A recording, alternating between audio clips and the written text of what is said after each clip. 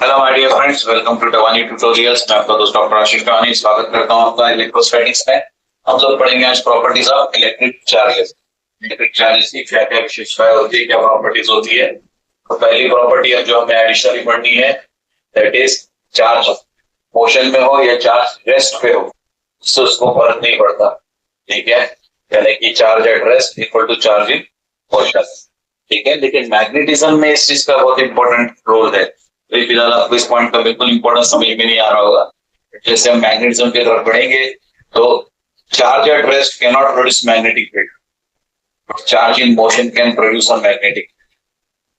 ठीक है, तो चार्ज रेस्ट पे होता है, इससे मैग्नेटिक फील्ड नहीं बनती, सिर्फ इलेक्ट्रिक फील्ड बनती। चार्ज जो मोशन में रहता है वो इलेक्ट्रिक फील्ड तो बनाता ही है, साथ में मैग्नेटिक फील्ड भी बना लेता है। ठीक है, तो वो पॉइंट की तरफ हम आगे आपको ले जाएंगे। इसके लिए बैकग्राउंड में आपको ये पॉइंट बता रहे हैं कि चार्ज का behaviour doesn't depend upon the motion, but इनके वजह से, इस मोशन के से इनकी जो आउटपुट प्रॉपर्टीज है उस पर फर्क पड़ेगा, जो हम अभी नहीं पढ़ने वाले, मैग्नेटिज्म चैप्टर में जरूर देखेंगे। चलिए तो अभी आगे बढ़ते हैं कि charge distribution depends upon the shape of conductor. Conductor का शेप जिस तरह से होगा, चार्ज उस तरह से डिस्ट्रीब्यूट हो जाएगा। ऐसा देखा जाता है कि जहां पर स्मूथनेस है शेप की, रेगुलरिटी है शेप की, वहां पे चार्ज डिस्ट्रीब्यूशन भी रेगुलर होता है। जहां शेप इरेगुलर होने लग जाते, वहां पर जो नोकीले हिस्से होंगे, पॉइंटेड एजेस होंगे, वहां पे चार्ज ज्यादा एक्यूमुलेट होना शुरू हो जाते हैं। तो ये ऑब्जर्वेशन हम यहाँ पर आपके साथ शेयर कर रहे हैं। इसको समझने के लिए आप दो ऑब्जेक्ट्स देखिए, इंसुलेटेड स्टैंड है, इसके ऊपर में हमने दो ऑब्जेक्ट्स रख दिए, एक स्फीयरिकल और एक समवॉट एग शेप या ओवल या इरेगुलर, जो भी आप बोलना चाहे। ठीक है, उसमें एक एंड नोकीला होगा, एक एंड में कर्वेचर स्फीयर जैसा ही है तकरीबन। ठीक है, तो अब यहाँ पर आप देखो सारे चार्जेस को हमने यूनिफॉर्मली डिस्ट्रीब्यूट किया। ठीक, यहाँ पे चार्जेस का जिधर नोकीला हिस्सा आ रहा तो उधर अपने चार्ज डिस्ट्रीब्यूशन, चार्ज डेंसिटी बढ़ गई है। ठीक है, चार्जेस कोशिश क्या करते हैं कि सरफेस से एस्केप हो जाए, तो यहाँ से कूदना उनको आसान जाता है पॉइंटेड एजेस की तरफ से, शार्प एजेस की तरफ से, तो इसलिए वहां पे चार्जेस की एक्यूमुलेशन ज्यादा हो जाती है। ठीक है, आप हमेशा ध्यान रखना है charge density is maximum at sharply curved surfaces. ये शार्पली कर्व्ड है, देन रिलेटिवली फ्लैट सरफेसेस के मुकाबले इसको रिलेटिवली फ्लैट बोल सकते हैं। ये परफेक्टली फ्लैट नहीं है, लेकिन रिलेटिवली फ्लैट है। ये समझ में आ गया? Yes, fine. प्रॉपर्टी का इस्तेमाल एक्चुअली हम लोग वैन डी ग्राफ जनरेटर में करते हैं, लेकिन वैन डी ग्राफ जनरेटर आपको डिटेल्स में पढ़ने की आवश्यकता नहीं। यहाँ पर हम लोग जो टोम को चार्ज करते हैं, इसी प्रॉपर्टी के से टोम उसमें चार्ज हो पाता है। चलिए छोटे से क्वेश्चन जो आपको जवाब देने हैं। Dash charges attract each other, unlike like, neutral and similar. इस तरह के चार्जेस एक दूसरे को अट्रैक्ट करते हैं। Yes, बेटा। Option is features unlike charges. Agreed? Yes, sir. Good. फिर dash charges repel each other. मेरे ख्याल से इसका भी आंसर आपके पास तैयार है। यही था, आगे बढ़े। Charge density is dash at sharply curved surfaces than flat surface. ये भी आपने प्रश्न देखा है। ठीक है, आप बताएं बेटा आंसर। मिनिमम, सेफ, मैक्सिमम या जीरो? मिनिमम, एक सब कहते हैं मिनिमम होना चाहिए शार्प सरफेस पे एंड फ्लैट सरफेस। ये बटा मैक्सिमम। इसी correct? Yes, it is maximum. तो अभी आपको नया टाइटल पढ़ना है, एडिटिविटी ऑफ चार्जेस। आपके पास दो पॉइंट चार्जेस है Q1 Q2, तो total charge is simply adding them Q1 plus Q2। जैसे आप ये नंबर्स को ऐड करते हो वैसे इसको ऐड कर सकते हो। आपके पास n नंबर ऑफ चार्जेस है, n नंबर ऑफ चार्जेस को आप डायरेक्टली ऐड कर सकते हो। चार्ज की प्रॉपर्टी हमने प्रीवियस क्लास में भी डिस्कस करी थी। चार्ज का मैग्नीट्यूड होता है, डायरेक्शन नहीं होता है। This is very similar to mass. ठीक है, मास के पास भी मैग्नीट्यूड होता है, मास को डायरेक्शन नहीं होती। ठीक है, लेकिन एक डिफरेंस जो प्रीडोमिनेंटली हम लोग लोकेट करेंगे, जो मास में और चार्ज में डिफरेंशिएट करता है, मास नेगेटिव मास नहीं होता, नेगेटिव मास। चार्ज में भी अगर नेगेटिव चार्ज। ठीक है, तो ये एक मेजर डिफरेंस है। प्रोटॉन्स और इलेक्ट्रॉन्स होने की वजह से हमारे पास चार्जेस दो तरह के हो जाते हैं, पॉजिटिव और नेगेटिव। लेकिन मासेस में पॉजिटिव मास, नेगेटिव मास, ऐसे वेरिएशन हमारे पास नहीं होता है। एक छोटा सा पॉइंट है जो कॉमन सेंस से आपको बताइए। ठीक है, तो अगर मान लेते किसी बॉडी में N1 इलेक्ट्रॉन्स है और N2 प्रोटॉन्स है, मतलब अब देखो दो तरह के चार्जेस एक ही बॉडी में दे दिए, इलेक्ट्रॉन्स भी और प्रोटॉन्स भी। जो चार्जेस की टेंडेंसी क्या रहेगी, अगर वो अपोजिट चार्ज है तो अट्रैक्ट करेगी, और अट्रैक्शन जब हो जाएगा तो एक दूसरे के इफेक्ट को कैंसिल भी करेगा। ठीक है, इसलिए छोकरा छोकरी में पहले होता है अट्रैक्शन, जैसे होती शादी, उसके बाद होता है चार्ज न्यूट्रलाइजेशन। आपको बोलता मैं सही, अम्मा बोलती मैं सही, फिर दोनों एक दूसरे को गलत ठहराते बैठे। ठीक है, उसको बोलते हैं चार्ज न्यूट्रलाइजेशन। चार्जेस ने एक दूसरे की जो पावर है, स्ट्रेंथ से कैंसिल किया। तो सोचो एक सिचुएशन कि हमारे पास 10 पॉजिटिव चार्ज है यानी 10 प्रोटॉन, और 8 नेगेटिव चार्ज यानी 8 इलेक्ट्रॉन। तो इफेक्टिव चार्ज क्या बचा, 10 प्लस है और 8 माइनस है। इफेक्टिव चार्ज क्या बचा बेटा, +2। समझ में आ गया? क्योंकि 8 इलेक्ट्रॉन ने 8 प्रोटॉन को न्यूट्रलाइज कर दे रहा है, सिर्फ बचे 2 ही प्रोटॉन जो अपना चार्ज का इफेक्ट दिखा पाए। ये बात ख्याल में आ रही है? Yes sir. पक्का? फाइन। तो इस पॉइंट को हम इस तरह से रिप्रेजेंट कर सकते हैं कि अगर इलेक्ट्रॉन ज्यादा रहते तो इलेक्ट्रॉन्स में 18 कर देते, तो ये क्या हो जाता बेटा, -8। तो इलेक्ट्रॉन ज्यादा है तो इस 18 इलेक्ट्रॉन में से 10 प्रोटॉन ने 10 इलेक्ट्रॉन को न्यूट्रलाइज कर दिया, एक्स्ट्रा 8 इलेक्ट्रॉन रह गए जो न्यूट्रलाइज नहीं हुए। तो ऐसा करके वही टोटल नंबर ऑफ चार्जेस ज्यादा थे, और अपोजिट चार्जेस होने के साथ इफेक्टिव चार्ज रिड्यूस हो जाएगी। टोटल चार्जेस तो आपके पास हो गए, ऐसे ऐसे सिचुएशन 10 एंड 18 28 चार्जेस हैं, पर उसका असल कितने चार्जेस, कल में ये बात पक्का, कोई डिफिकल्टी नहीं। तो हमने इसको इस तरह से पुटअप किया, मान लेते मेरे पास n1 नंबर ऑफ इलेक्ट्रॉन्स है और n2 नंबर ऑफ प्रोटॉन्स।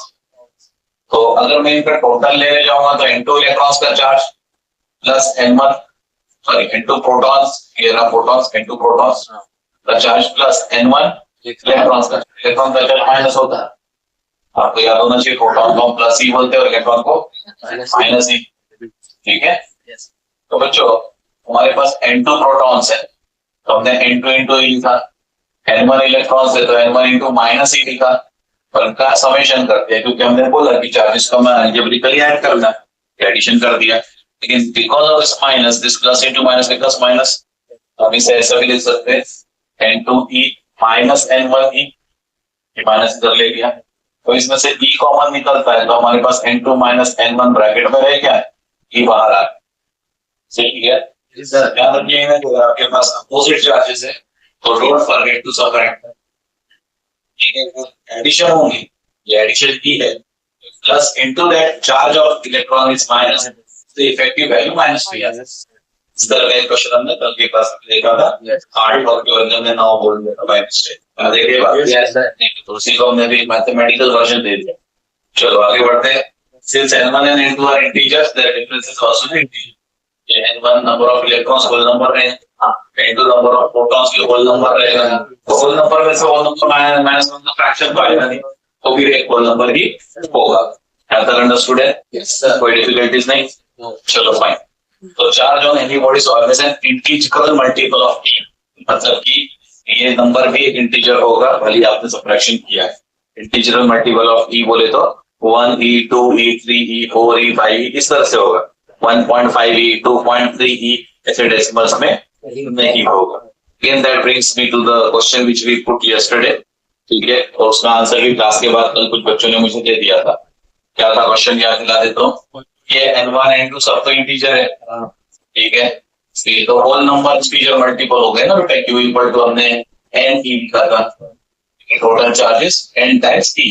तो एक्चुअली हमने बोला कि चार्ज आपको डेसिमल्स में मिल सकता है, से 2.3 ऐसा कोई डेसिमल में नंबर आ सकता है, तो जबकि हमने तो इसको बोला इंटीजर है। हाँ, तो मैंने सिर्फ बोला n इज द इंटीजर। अब ये भी सीख लिया n2 माइनस n1 करना पड़े तो वो भी इंटीजर, लेकिन e कब से इंटीजर हो गया, e इज नॉट इंटीजर। जैसे आपके पास 10 इलेक्ट्रॉन्स है, n के बदले मैंने 10 लिख दिया। इलेक्ट्रॉन्स का चार्ज मैग्नीट्यूड क्या है, 1.6 × 10⁻⁹, क्योंकि ये नंबर होल नंबर नहीं है तो उसको किसी होल नंबर से मल्टीप्लाई करने से जरूरी नहीं कि मुझे होल नंबर मिल जाए। ठीक है, आपको ये सिर्फ इस बार मिल गया 16 × 10⁻⁹, तो जम गया।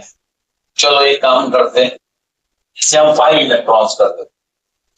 अब क्या विचार है? नहीं, हाँ 16 5 से 80 होता ना, 8.0। आपको सर अभी भी होल नंबर मिल गया, अभी भी आपको होल नंबर मिल गया।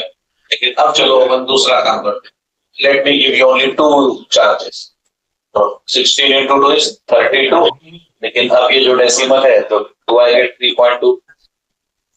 मतलब हर बार आपको यहाँ पे होल नंबर मिल जाना है जरूरी नहीं है, क्योंकि E is not a whole number।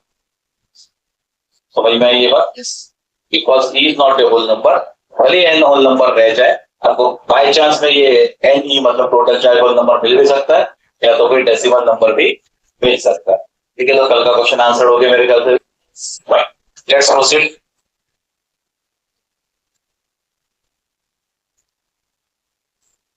कोई भी मटेरियल के ऊपर जो चार्जेस होते हैं वो E के इंटीग्रल मल्टीपल में होते हैं। मतलब हमारा बेसिक चार्ज यूनिट E है, मतलब 1 इलेक्ट्रॉन का चार्ज या तो 1 प्रोटॉन का चार्ज, इसके मैग्नीट्यूड को हम E बोल रहे हैं। अब जो भी चार्जेस होंगे इसके मल्टीपल में होंगे। जैसे आपने बोला इंटीग्रल मल्टीपल ऑफ चार्जेस, तो अगर मैं बोलता हूँ कि किसी के पास 1000 कूलम चार्ज है, 1000 कूलम चार्ज एक इलेक्ट्रॉन से तो नहीं आया होगा, लाखों करोड़ों इलेक्ट्रॉन्स को जोड़कर वो 1000 कूलम चार्ज बना होगा। इसका बेसिक स्टेप चार्ज मतलब सबसे छोटा चार्ज एक इलेक्ट्रॉन ही रहा होगा। और बाकी फिर आप कितना भी वैल्यू ऑफ कूलम बोल दो तो सब मल्टीपल इलेक्ट्रॉन्स के चार्ज को या मल्टीपल प्रोटॉन्स के चार्ज को जोड़कर बना हो। ये बात समझ में? Yes sir. तो मैक्रोस्कोपिक लेवल पे हम जब चार्ज को देखते हैं तो एक सिंगल स्टेप इलेक्ट्रॉनिक चार्ज हमें नजर नहीं आए, हमें लगता है कि सारे चार्जेस एक साथ क्लब हो गए हैं। ठीक है, इसलिए हम लोग उसे मिली कूलम्स या माइक्रो कूलम्स में बोल देते हैं। अब आप बोलेंगे सर मिली और माइक्रो कूलम क्यों बोलना, सीधा सीधा कूलम क्यों नहीं बोलना? जिस तरह के चार्ज बॉडीज हम रेगुलरली इलेक्ट्रोस्टैटिक्स में एनकाउंटर करते हैं those are not heavily charge, तो उसको कूलम में बोलने के वजह थोड़ा सा चार्ज छोटा होता है, तो मिली कूलम या माइक्रो कूलम वाली क्वांटिटीज में उसे जनरली एक्सप्रेस करते हैं। आपको न्यूमेरिकल्स के दरमियान नजर आ जाएगा। ठीक है, ऐसा होता है कि we can have a very much heavily charge structure also, जैसे कि क्लाउड्स।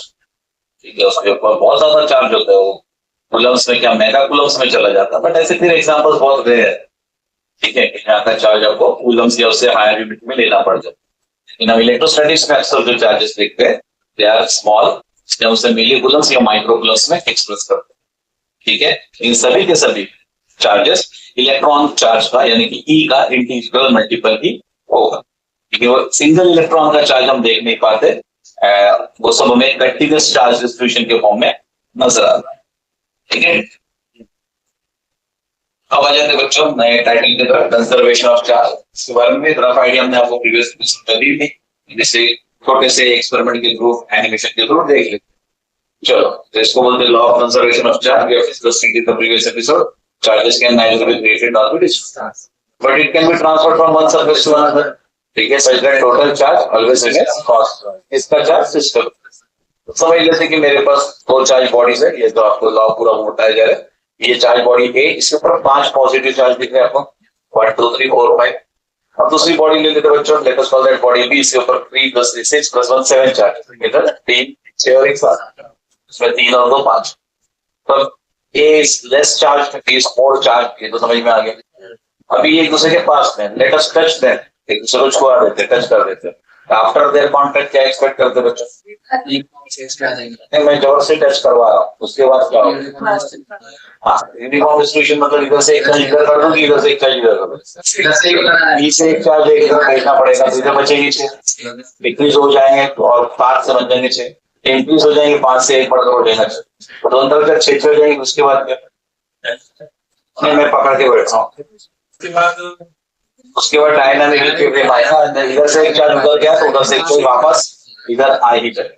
हाँ, अगर मैंने उसको पकड़ के नहीं लगा, छोड़ दिया तो रिपल्शन करके तो सेपरेट हो ही जाएंगे, दैट्स अंडरस्टूड। ठीक है, हम अभी फोर्स ऑफ अट्रैक्शन रिपल्शन की बात नहीं कर रहे, कंजर्वेशन चार्ज के रेफरेंस में बात कर रहे हैं। तो प्लीज अपने आप को डाइवर्ट मत करो कि वो रिपेल भी करें, करते तो है। अगर आपने उनको छोड़ दिया तो हाथ जाएगा, छोड़ा नहीं पकड़ के रखा तो आपको फोर्स ऑफ रिपल्शन फील होगा। तो मैग्नेट्स के नॉर्थ पोल का पास में लाओ, पकड़ के रखो, आपको फोर्स अपने हाथ में महसूस होता है कि नहीं होता? अब यहाँ पे भी चार्जेस लेकिन बहुत छोटे हैं, आपको शायद वो फोर्स इतना स्ट्रांगली महसूस ना हो, लेकिन रिपल्सिव फोर्स तो होता ही है। ठीक है, आफ्टर कॉन्टैक्ट क्या होगा? इसके ऊपर 1 2 3 4 5 6 चार्ज आ गए और इसके ऊपर भी 1 2 3 4 5 6 चार्ज आ गए। तो बिफोर कॉन्टैक्ट चार्ज कम ज्यादा थे, लेकिन after contact when they are separated तो पता चला दोनों में इक्वल चार्जेस आ चुके, ठीक है। इसका मतलब चार्ज की टोटल वैल्यू पहले 5 + 7 थी यानी कि 12, और 6 + 6 है यानी फिर से 12, तो टोटल चार्जेस अगेन कंसर्व। समझ गए बात? पक्का? सिस्टम में दो ऑब्जेक्ट्स थे तो सिस्टम के दोनों ऑब्जेक्ट्स का नेट चार्ज जितना पहले था उतना भी हो गया, सिर्फ रीडिस्ट्रीब्यूट हो गया चार्ज, ठीक है। अनइवन डिस्ट्रीब्यूशन था, अब इक्वल डिस्ट्रीब्यूशन। क्लियर हो गई ये बात? Charges are transfer from object B to object A, इसलिए ऐसा हो गया। और चार्ज तब तक होगा ट्रांसफर जब तक इक्विलिब्रियम एस्टैब्लिश नहीं हो जाए। आपको कुछ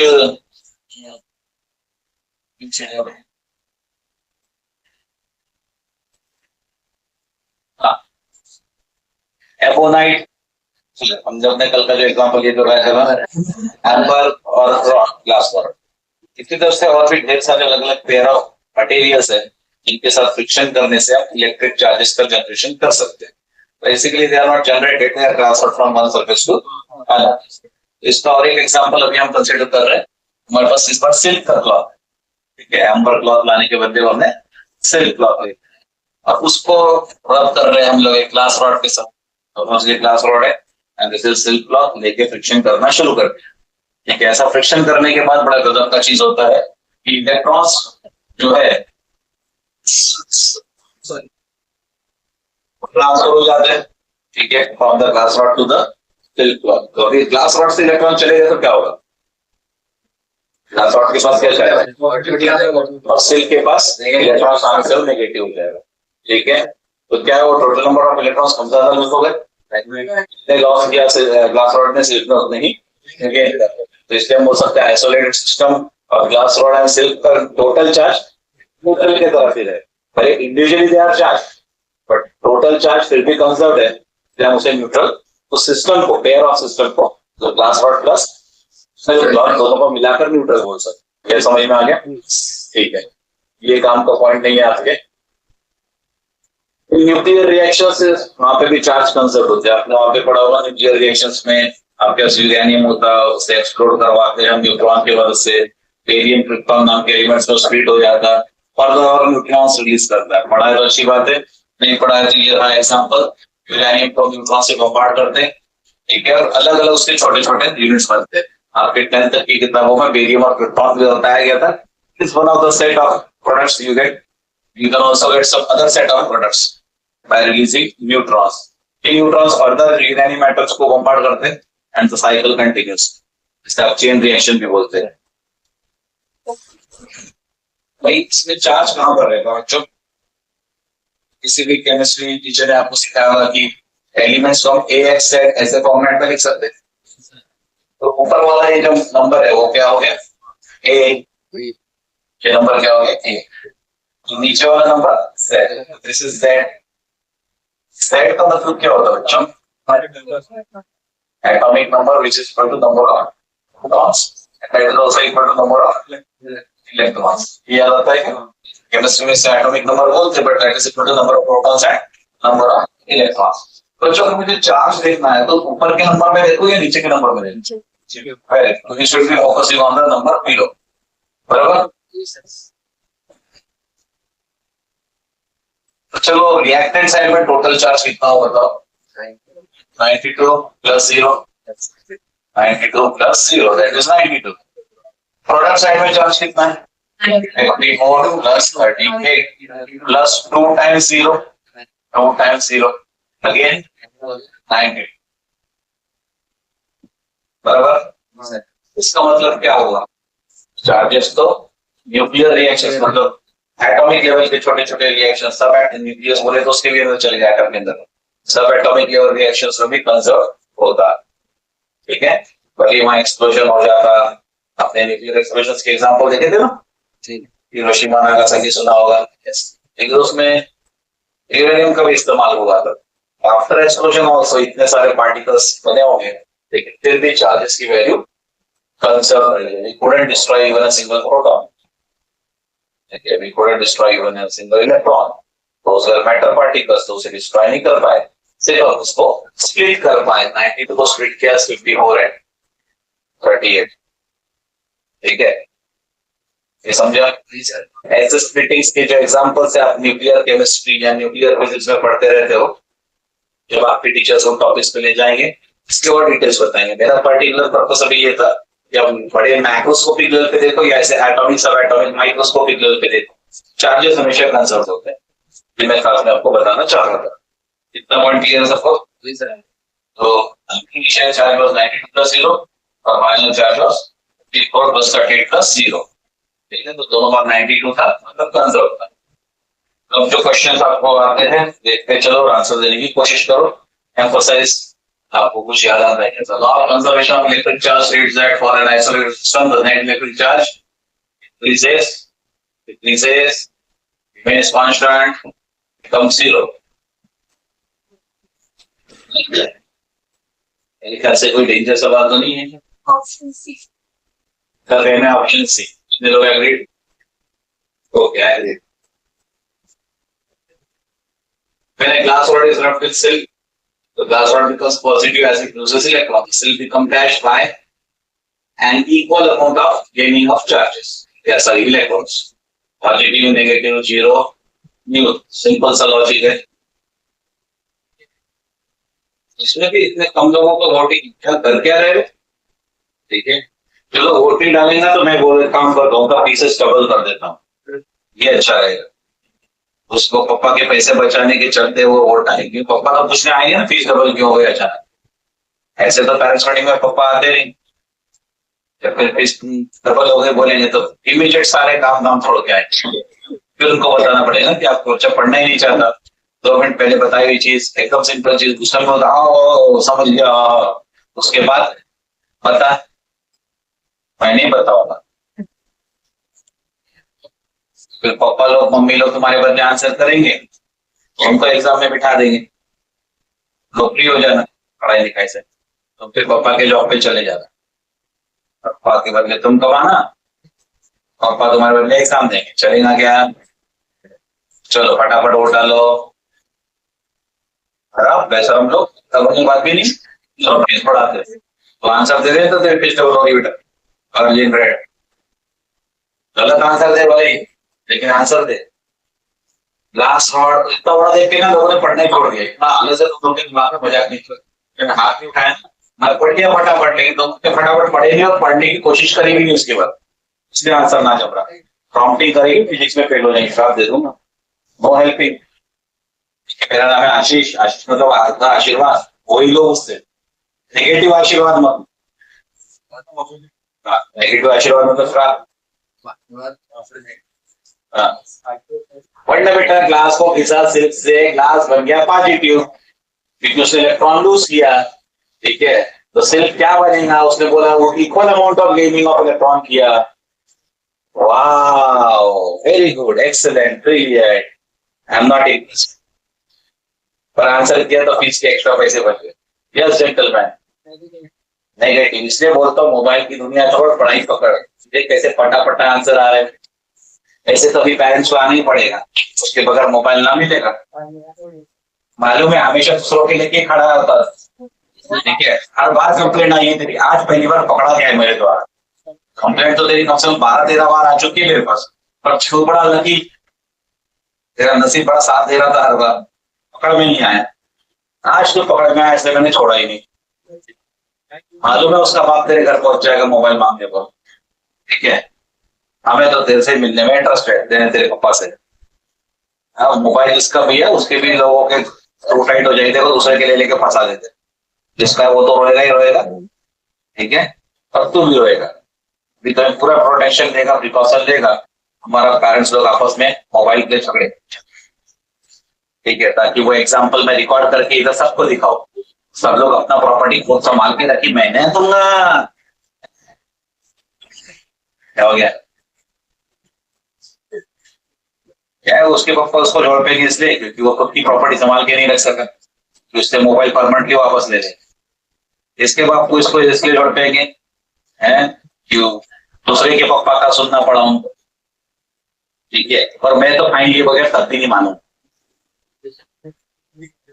है, वो कमाई नहीं है। व्हाट वी डू, जब भी ऐसा कुछ पैसा आता है ना, तो हमारा एनजीओ आपको याद होगा, तो पैसा उसमें डाल देते, कोई चैरिटेबल काम में लगा देते। इनका 200-500 हजार रुपए से मेरा कुछ कल्याण नहीं होगा, समझिए ना।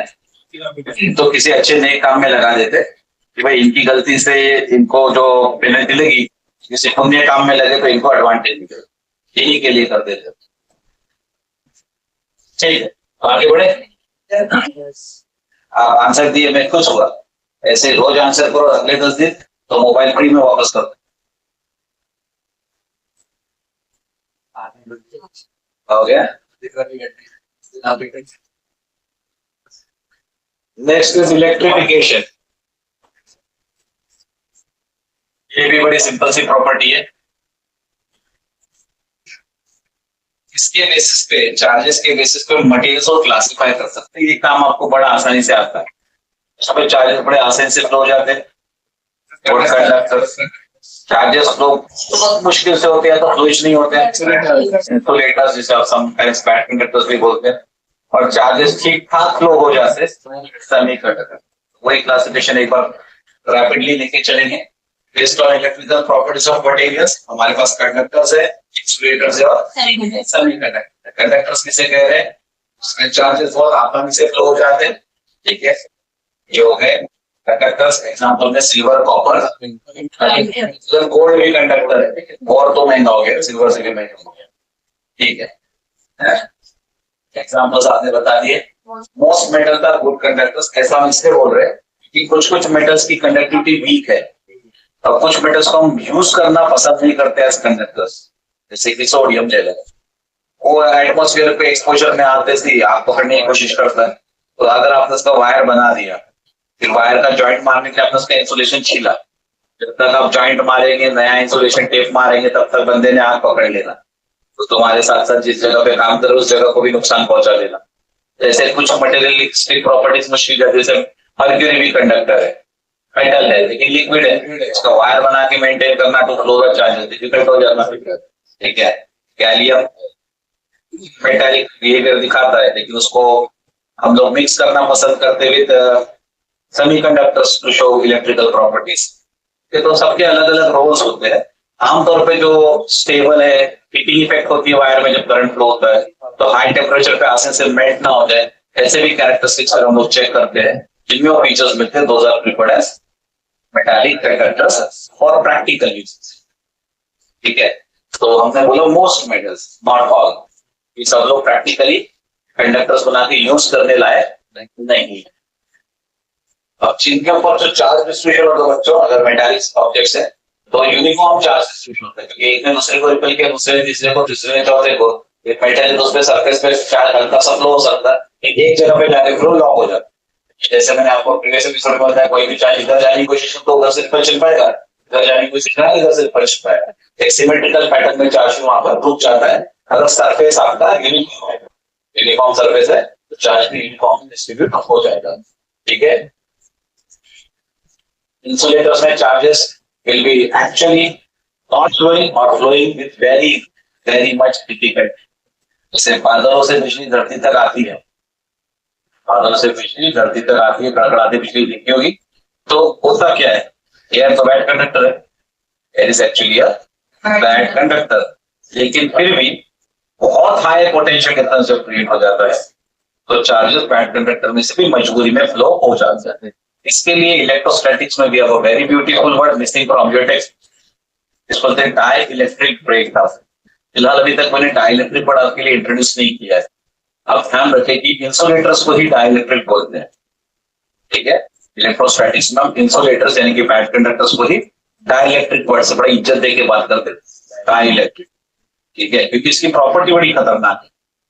छोटे मोटे चार्जेस सबको बोलना चुपचाप बैठ जाओ, हिलना डुलना मना है, स्टैटिक, तब चार्जेस को रोक देते हैं। एक्सट्रीम हाई पोटेंशियल डिफरेंस बना दिया, से 50,000 वोल्ट, 1,00,000 वोल्ट, 2.5 लाख वोल्ट, इतने बड़े बड़े पोटेंशियल डिफरेंस, तो फिर वो इंसुलेटर्स भी चार्ज के फ्लो को रोक नहीं पाते, उसमें से भी कंडक्शन स्टार्ट हो जाता है। मतलब उसकी जो प्रॉपर्टी थी चार्जेस को रोकने की, वो ब्रेक हो, उसको डाइलेक्ट्रिक ब्रेकडाउन हो गया, इसलिए अब चार्जेस का फ्लो एस्टैब्लिश हो पाएगा। तो इंसुलेटर्स के एक नया नाम दे रहा हूं बच्चों, डाइलेक्ट्रिक। इसका रोल क्या है, चार्जेस को रोकना, क्योंकि वो इंसुलेटर है, लेकिन एक एक्सेप्शन बता के रख रहा हूँ, जहाँ पोटेंशियल डिफरेंस हम एक्सट्रीमली लार्ज कर देते हैं, ये डाइलेक्ट्रिक भी इसके लिए रास्ता दे देता है। मतलब चार्जेस मैं तुमको रोक नहीं पा रहा हूँ, तुम जाओ। जैसे कि से फॉर एग्जांपल कभी कभी आपने सुना हो कि बड़े बड़े डैम की दीवारें टूटती, क्यों टूटती? भाई उसका डैम का तो बेसिक पर्पस था कि पानी के फ्लो को रोक के रखना, तो पानी का फ्लो को स्टैटिक बना देना, मतलब इलेक्ट्रोस्टैटिक का काम कर रहा था। मतलब इलेक्ट्रोस्टैटिक्स में डाइलेक्ट्रिक का जो रोल है चार्जेस को रोकना, डैम ने भी तो वही किया, पानी को रोक के रखा।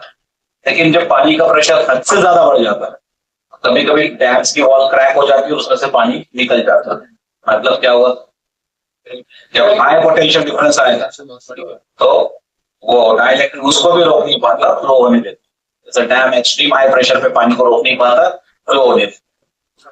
ठीक उसी तरह से इंसुलेटर भी अपनी प्रॉपर्टी बदल देता है उस समय, बोलता है इतना हाई पोटेंशियल डिफरेंस, मेरे चार्ज रोकने की क्षमता खत्म हो गई, अब तुम जाओ यार।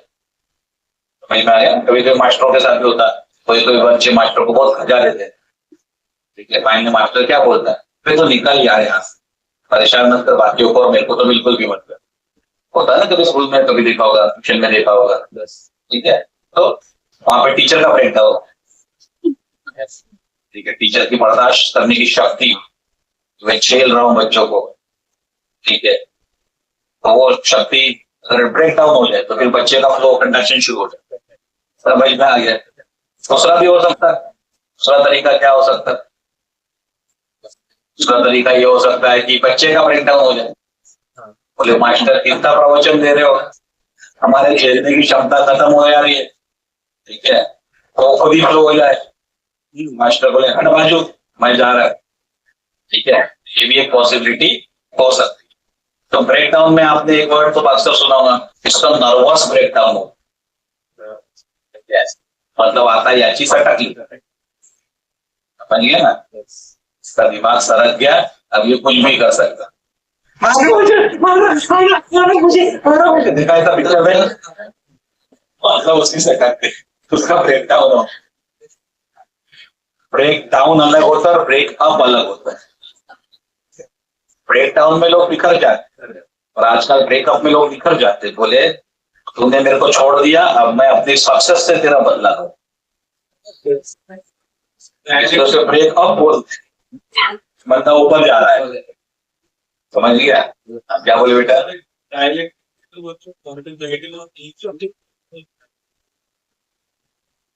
उम्मीद करता हूँ ये ब्रेकडाउन के दूसरे वाले एग्जांपल भी समझे होंगे। फिलहाल तो मुझे ये बताना था कि इंसुलेटर्स को हम डाइलेक्ट्रिक बोलते हैं और उनका पर्पस है चार्जेस पर बिल्कुल नहीं जाने देना, या मजबूरी आ जाए तो थोड़ा बहुत जाने देना। स्कूल डेज में आपको देखिए थोड़ा गलत सिखाए, उन्हें जो चार्जेस को बिल्कुल जाने नहीं देते वो डायरेक्ट। अभी आपके ध्यान में आया कि ऐसी सिचुएशन आ सकती है कि हम बैड कंडक्टर्स में से भी चार्जेस को फ्लो करवा सकते। समझ में आगे क्या होगा? आया ना? जैसे अभी पिकनिक का एक एग्जाम्पल है, पिकनिक में बहुत सारे बच्चे वो अजीबोगरीब राइड में बैठे, ठीक है, बैठना भी चाहिए, मजा आता, पैसे वसूल होते।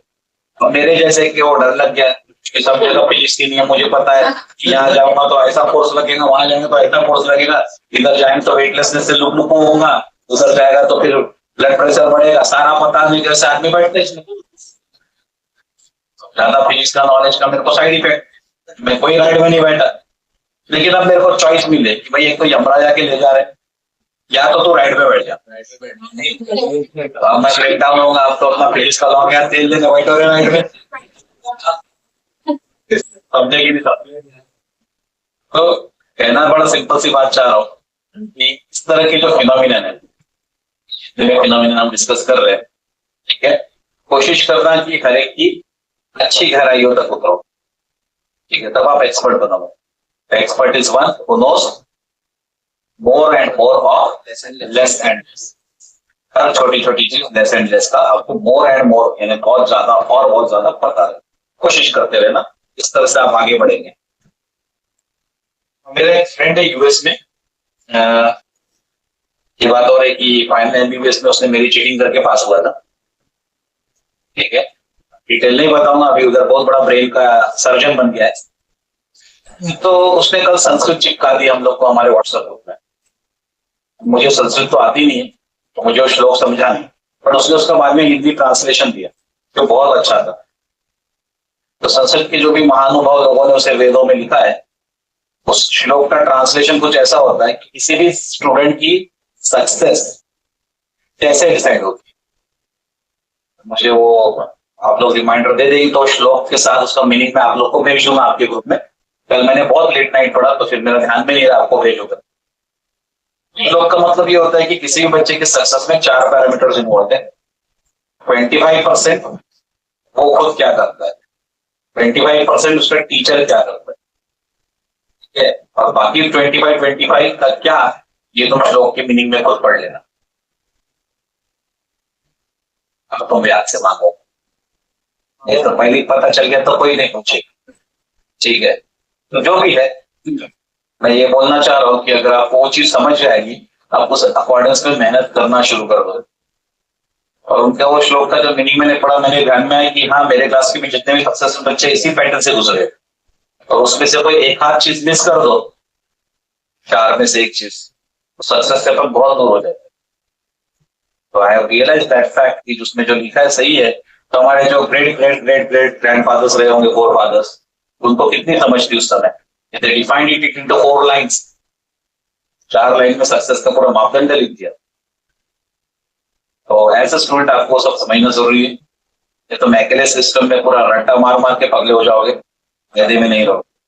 सक्सेसफुल होना है तो मेरे से श्लोक लेना, श्लोक का रट्टाफिकेशन करने की जरूरत नहीं, उसके मीनिंग को आत्मसात कर लेना और उसके ऊपर में वर्क करना। चलो, तो एक्स्ट्रा नॉलेज आपकी बुरा नहीं है, लेकिन आपके स्कूल में आपने लिख दिया कि 40% लो तो भी चल जाएगा। ओवरफ्लो जो बोले तो ये टीचर को शायद कंफ्यूज करते हैं। ओवरफ्लो की बात करूं तो शायद आपका स्कूल कॉलेज का टीचर कंफ्यूज हो सकता है, ठीक है। तो उसको पूछ लेना, टवान ट्यूशन में पढ़ाता गया, पढ़ेगा तो इसको समझ जाएगा। नहीं पढ़ा ना, चाहे टवानी ट्यूटोरियल्स, हम भी चलेगा, आप भी बस्ता लेके आ जाओ। एग्जाम्पल भी है, silk, cotton, rubber, plastic, would, mica, ऐसे बहुत सारे एग्जाम्पल्स है। जो गोल्ड लिखा है, ठीक है, ठीक। इसमें चार्ज अगर एक जगह पे तो यूनिफॉर्म डिस्ट्रीब्यूशन नहीं करेगा, चार्ज वहीं एक्यूमुलेटेड रहेगा, क्योंकि कंडक्टर नहीं होता, ठीक है। तो charges are located at only one position जहां पे हमने चार्ज किया होगा, बाकी जगह डिस्ट्रीब्यूशन नहीं होता उसका, मतलब वो इंसुलेटर है। सेमीकंडक्टर्स की क्या वैरायटी होती है, जिसमें इलेक्ट्रिकल प्रॉपर्टीज गुड कंडक्टर्स और इंसुलेटर्स के बीच में होती है, और इसलिए मैंने आपको पहले भी बोल के रखा है, सेपरेट चैप्टर आप उसकी कैरेक्टरिस्टिक्स देखें। सिलिकॉन जर्मेनियम इसकी बेस्ट एग्जांपल है। गैलियम मेटल के बाद भी इनके साथ मिक्स होकर हम सेमीकंडक्टिंग मटेरियल्स यूज करते हैं। आर्सेनिक नॉन मेटल है, ठीक है, क्योंकि हम उसको इसमें डालकर सेमीकंडक्टिंग कैरेक्टरिस्टिक्स मिला सकते हैं। ये सब कैसे होता है, सेपरेट चैप्टर में पढ़ोगे तो बेहतर तरीके से समझोगे, ठीक है। इलेक्ट्रिफिकेशन की तरफ आप आ जाते हैं। Method of imparting charges on the surface of body is called electrification. जो हमारा अभी का मेन मैटर है वो ये है कि हम चार्जेस किसी भी ऑब्जेक्ट पे गिनवाते कैसे, और we impart a charge to a surface. तो इसमें का एक तरीका तो आपको याद होगा कि हमने 2 ऑब्जेक्ट्स को फ्रिक्शन दिया, एक के इलेक्ट्रॉन्स निकल के दूसरे पे चले गए, इसको बोलते हैं charge electrification by friction. Charges हमने प्रोड्यूस किए, कैसे, बाय फ्रिक्शन। एक मेथड तो आपको पता है, इलेक्ट्रिफिकेशन बाय फ्रिक्शन, ठीक है। तो पहला मेथड हो गया चार्जिंग बाय फ्रिक्शन, ठीक है। दूसरा है चार्जिंग बाय कंडक्शन। तो आपको याद होगा कल एक वैंडीग्राफ जनरेटर का फोटो दिखाया था, एक बालिका उसे पकड़ के खड़ी थी, ठीक है, उसके बाद में बाल खड़े हो गए। तो चार्जेस किसके ऊपर, उस वैंडीग्राफ जनरेटर के ऊपर, उस मशीन के ऊपर, तो जैसे वैंडीग्राफ याद नहीं रहते, मशीन के ऊपर चार्ज था, लड़की ने उसे छुआ तो चार्ज मशीन से कंडक्ट होकर उस लड़की के बॉडी में गया और उसके बॉडी से उसके बालों, और तो वहां पे क्या हुआ, चार्ज एंगल से कंडक्ट हो रहे, ठीक है। पहला मेथड है चार्जिंग बाय फ्रिक्शन, दूसरा है चार्जिंग बाय कंडक्शन। तीसरा बड़ा इंटरेस्टिंग है चार्जिंग बाय इंडक्शन।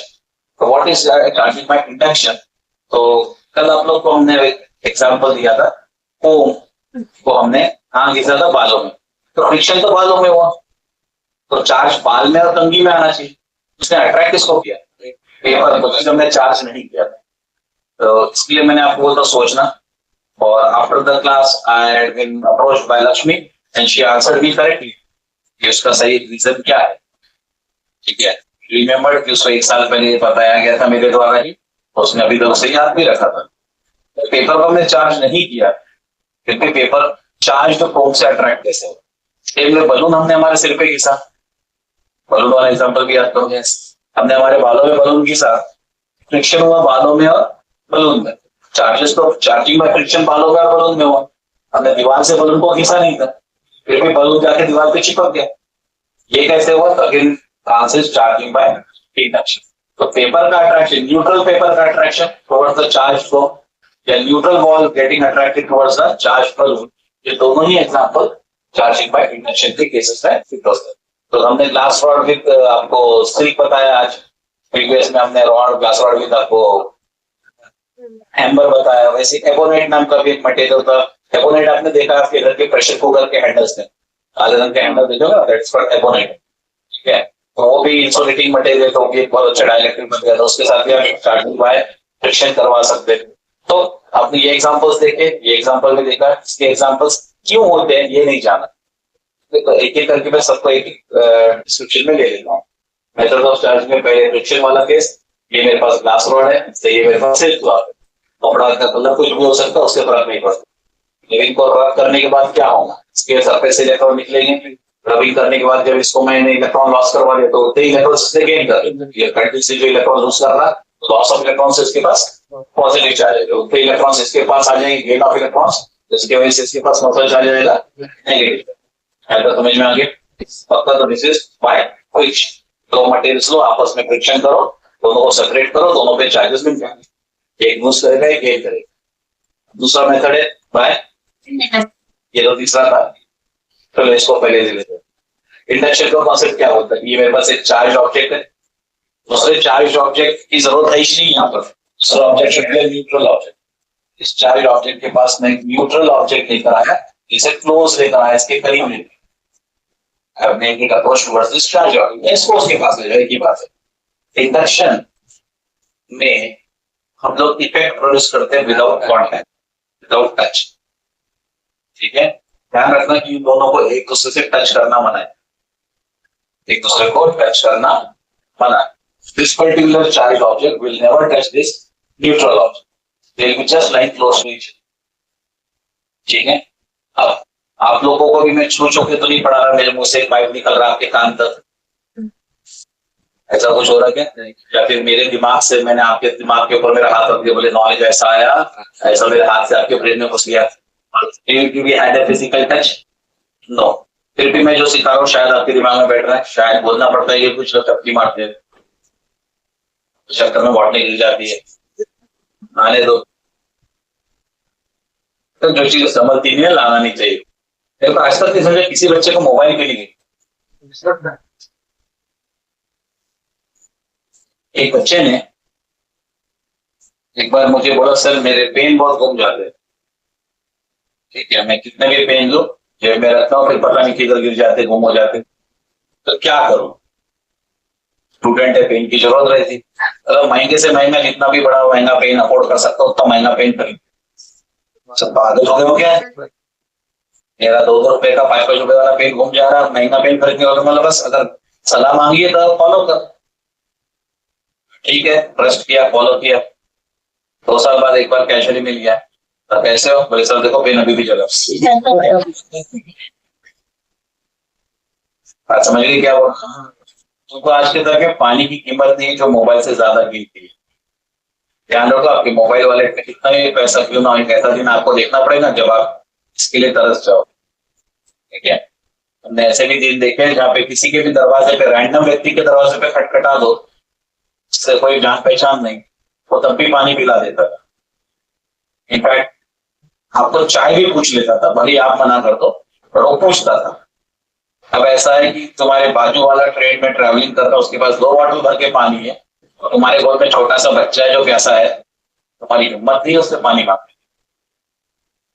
बराबर बोल रहा हूं? और वो भी इतना दयालु नहीं है कि देख रहा है बच्चा प्यास से रो रहा है तो खुद की बोतल ले लो पिला दो, वो भी नहीं करने वाला ना तुम मांग पाओगे। तो ऑलरेडी इसकी कीमत तुमको दुनिया समझाना शुरू कर चुकी है, लेकिन तुम्हें समझ नहीं आ रही, बार बार गिरा रहे हो उसको। जिस चीज की तुम बार बार बेइज्जती करते हो ना, चीज तुमसे घूम फिर कर पर बदला ले। और तुम लोग ने सीरियल्स में, पिक्चर्स में कर्मा इज अ पीच, एक खुद की चीज है, ये तो तुम लोग सीरियल में अंग्रेजी में बोल देते और बड़े मजे ले लेते इसके, लेकिन अपने वेदों में पूरा क्लियर कट लिखा है। लेकिन जैसी करनी वैसी भरनी, तुमको उसका फल भुगतना पड़े, यू विल हैव टू पे फॉर इट। दिन भरते रहोगे उस दिन याद आएगी मेरी। इज्जत करना सीख लो, तो ये अपनी इज्जत खुद करवा के लेगी तुमसे। ऑलरेडी 2019 में साउथ अफ्रीका का कैपिटल, क्या नाम है शहर का बताओ, Cape Town, that has been declared as zero water city. City की सिविक बॉडी क्लियरली बोली हमारे पास तुम्हारे लिए पानी नहीं पिलाने के, तुम्हारा जुगाड़ कर सकते तो देख लो, नहीं तो कहीं और निकल जाओ। जैसे अपने इधर एनएमसी का पानी आ जाता है ना, तो नल खोलो पानी तैयार। उनके इधर की सिविक बॉडी, मतलब जैसे अपना एनएमसी है जो भी होगा, उन्होंने बहुत क्लियरली 2019 में अनाउंस कर दिया हमारे शहर में अब तुम्हारे को पिलाने लायक पानी नहीं है, तुम खुद का जुगाड़ करके पी सकते हो तो रह लो, शहर छोड़ के जाना है तो जा सकते। इतनी बड़ी कैपिटल सिटी, बहुत वर्ल्ड फेमस सिटी है, ठीक है, उसकी ये हाल ऑलरेडी हो चुका है। ऑलरेडी बहुत सारे कंट्रीज इस तरह के क्राइसिस में आ गए, और आप रोज गिरा रहे बेटा इसको, समझ नहीं आ रहा कैसे इसको सब कीमत समझ ले रहे, आपके मोबाइल से ज्यादा कीमती चीज है। बैक टू टॉपिक, बिना छुए असर आना। मैंने आपको बोला कि आपको हमने टच नहीं किया, फिर भी हम जो पढ़ा रहे हो आपके समझ आ रहा, so that is transfer of knowledge with the phenomenon of induction। अच्छा, ये नॉलेज ट्रांसफर इंडक्शन के मेथड में सबसे अच्छा क्यों है? कि आपको देने के बाद मेरा कम हो जाता क्या? ड्यूटीज मेरा कम नहीं होगा, लेकिन मैं अगर ये बोलूं कि मैं चार्ज ट्रांसफर करना चाहता हूं बाय टचिंग, याद करो अपने पास ए था और बी था, ए के पास 5 चार्ज थे, बी के पास 7 चार्ज थे, इन दोनों को हमने टच करा दिया था, कांटेक्ट में लेकर आए थे, तो फिर क्या हुआ था? somebody lost the charges ना, देने वाले का कम हो जाता है, देने वाले का कम हो जाता है अगर टच करके हम चार्जिंग करें। या चलो इसको ऐसे समझ लो कि ए के पास 0 चार्ज, बी के पास 6 चार्ज, अब टच कर दिया तो दोनों के पास 3 चार्ज आ जाएंगे, बच जाएगा, तो देने वाले के कम हो रहे, तो चार्जिंग बाय टच, जिसे हम कंडक्शन बोलते हैं, चार्ज यहाँ से यहाँ कंडक्ट हो गया तो देने वाले के चार्जेस कम हो रहे। ये फर्क समझ आ रहा है? इंडक्शन में क्या होता है? कंडक्शन में तो देख रहे हैं चार्ज कंडक्ट हो गया तो कम हो गया, इंडक्शन में ये होता है कि अपने चार्जेस गवाता नहीं है, इसके अंदर ही ज्ञान का खजाना है, मतलब चार्ज का खजाना है। आपको याद दिला दो, ये भी किसी ना किसी कई एटम से बना हुआ है, तो एटम्स में प्रोटॉन्स इलेक्ट्रॉन्स होंगे, ठीक है, तो इनके अंदर जो चार्ज है उसी को ये उभार के बाहर लेके आता है, बोलता मैं पॉजिटिव तो तुम्हारा अपोजिट चार्ज मेरे अट्रैक्शन में दे दो। इनके जितने भी इलेक्ट्रॉनिक वर्जन होंगे, इलेक्ट्रॉनिक चार्जेस होंगे, सरफेस की तरफ इधर आएंगे और ऑब्वियसली चार्ज के दूसरे तरफ में फिर इनके दूसरा चार्ज यानी पॉजिटिव चार्ज आ जाए। चूंकि यहाँ पर अपोजिट चार्ज आए तो इनके बीच में क्या पैदा होगा? अट्रैक्शन। तो इंडक्शन प्रीसीड्स अट्रैक्शन। इंडक्शन के साथ क्या होगा? ये अच्छी ने कई बार पूछा है, इंडक्शन से क्या होता है? इंडक्शन से अपोजिट चार्ज पैदा हो गया, इसके अंदर क्या रहा होगा समझो, प्लस चार्ज के राउंड घूमते हुए माइनस चार्ज आया, तो इसने माइनस चार्ज को अपने तरफ खींचा, प्लस चार्ज को अपने से निकल करके दूर कर, तो इसकी वजह से इसमें हमने चार्ज दिया नहीं फिर भी क्रिएट हो गया।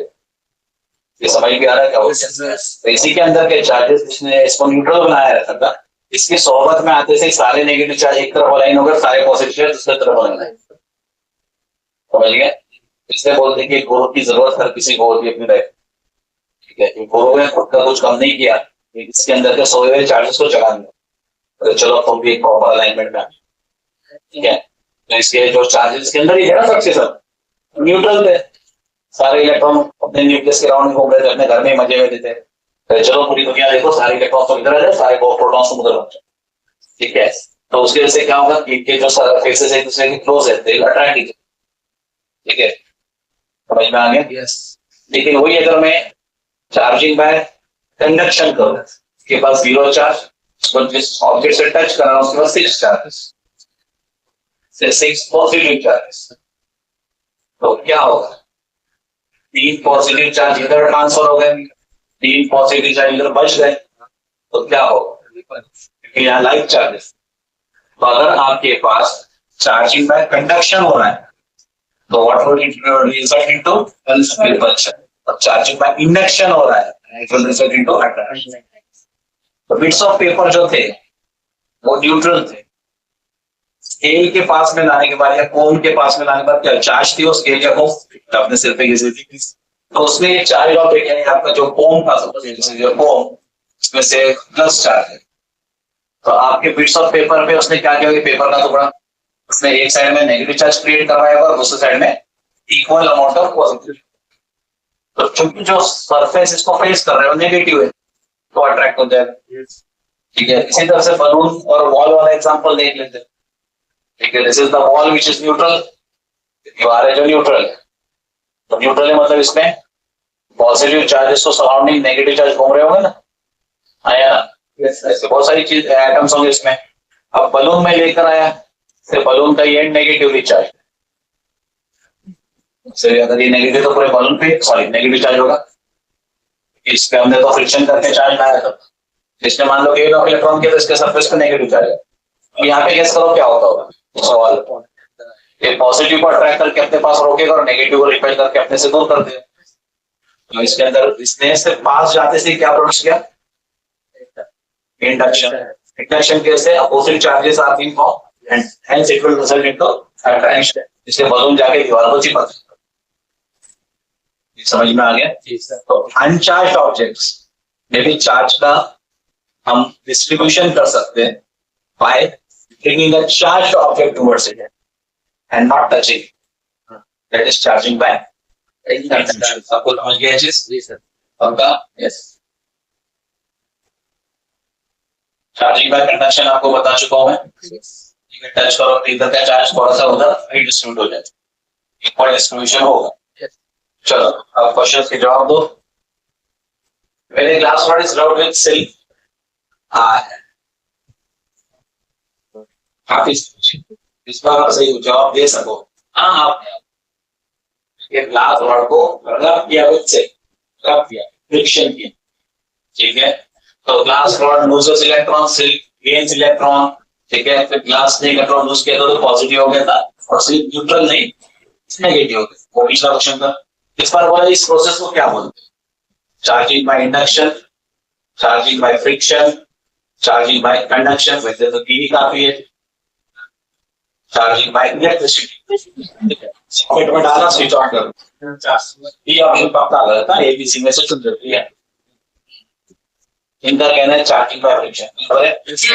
वेरी गुड, शाबाश, अभी बिटिया होशियार हो। ठीक है, अगला सवाल, when a charged object is touched to an uncharged object, then the charges from charged object gets equally distributed on uncharged object.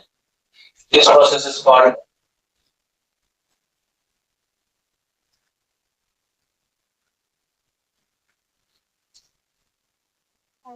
Charging by induction बोल रहे हैं भाई साहब। इतने लोग एग्रीड इनके साथ, आप भी एग्रीड, आप भी एग्रीड, दो बच्चे एग्रीड, शाबाश। इतने लोग डिसएग्रीड, अरे बाप रे, पूरी दुनिया डिसएग्री कर रही है। पीछे वाले तो एग्री भी नहीं, डिसएग्री भी नहीं, तो इधर भी नहीं हो उधर भी नहीं हो, कहाँ रहते? तो इधर वोट डाल दो या तो उधर वोट डाल दो, बीच में मझदार में झूल रहे हो। इसका मतलब बीच मझदार, इधर भी नहीं है उधर भी नहीं है, बीच में डूब रहे, लुटिया डूब जाएगी तुम्हारी एग्जाम में। चलो तो सही आंसर कौन बताएंगे? यस बेटा, ऑप्शन से charging by conduction. Agreed? Yes sir, very good. मैं भी एग्रीड, कंडक्ट करने के लिए एक दूसरे को छूना आवश्यक है। ठीक है, when a positive charge body brought close to an uncharged body, brought close, पास में लाए, brought close मतलब पास में, बात सही ना, पास में लाए। Negative charge of uncharged objects get accumulated on the same side of the charged body. This process is called tension equilibrium charge आ रहा। यदि कुछ बोलना चाहे बोल, सही चीज बची है जो बीच में बोले तो बीच में फेल हो जाए।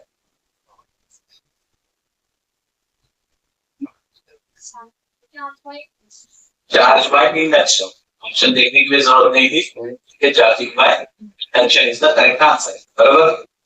यस, इंडक्शन में एक ऑब्जेक्ट के करीब में दूसरा ऑब्जेक्ट, कितने सुंदर सुंदर एग्जांपल देखो। कंघी लेकर आए थे पेपर के पास, बलून लेके गए दीवार के पास, हुआ नहीं है फिर भी अपोजिट चार्ज इंड्यूस हो, जैसे अट्रैक्शन हो गया, बाद में जाके टच होता है।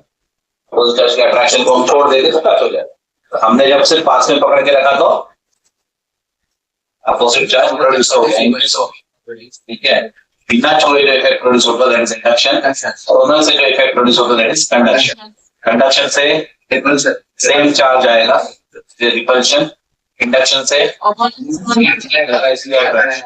इंडक्शन में इंड्यूसिंग चार्ज बॉडी का चार्ज कम होता है, नहीं होता है? कंडक्शन में चार्ज बॉडी का चार्ज कम होता है कि उसने किसी और को कंडक्ट करके कुछ चार्ज दे। समझ में आ गया? तो बच्चों, अगर आपके पापा आपके जेब से रुपए फ्लो होके मेरे जेब में आ रहे हैं, तो ये इंडक्शन है या कंडक्शन? कंडक्शन।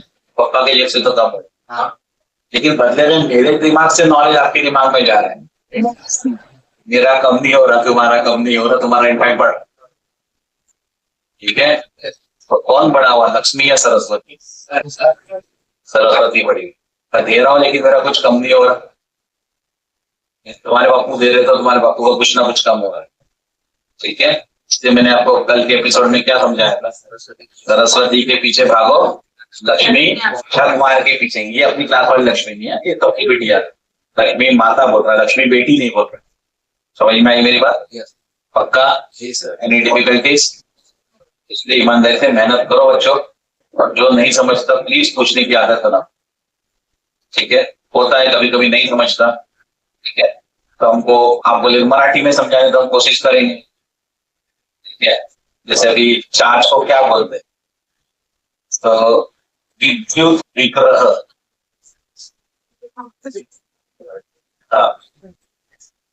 फिर वैसे तुम पोटेंशियल को क्या बोलते? तो पोटेंशियल बोलते विभव, पोटेंशियल डिफरेंस, विभवांतर। विभव में अंतर, विभवांतर, पोटेंशियल डिफरेंस। तो तुम बोलते मैं हिंदी में भी सिखा सकता हूँ, बोलो तो सही। हिंदी मराठी में सीखो, साइंटिफिक वर्ड इंग्लिश में रहने दो, बाकी हिंदी में सिखा ही रहा। ठीक है, प्योर इंग्लिश में नहीं बोल रहा बच्चों। अगर आप बोलते हो प्योर इंग्लिश भी बोल सकता हूँ, लेकिन फिर हिंदी में ही नहीं समझ रहे तो इंग्लिश में तुम्हारे हाल क्या होंगे? कॉलेज के प्रोफेसर रोज दिखाती होंगे पता। ठीक है, तो मौका मिला है उसे गवाओ मत। माता पिता बड़े मेहनत से पैसे कमाते हैं, उसको रियलाइज करो। ठीक है, उसकी पूरी प्राप्ति करो जिसके लिए आपको भेजा गया, मतलब नॉलेज की पूरी प्राप्ति करो। ठीक है, टेस्ट को बंक नहीं मारना। That's again a request, don't bunk your test. तो चलो आज का एपिसोड को यही विराम देते बच्चों। Thank you very much, God bless you. Thank you, sir.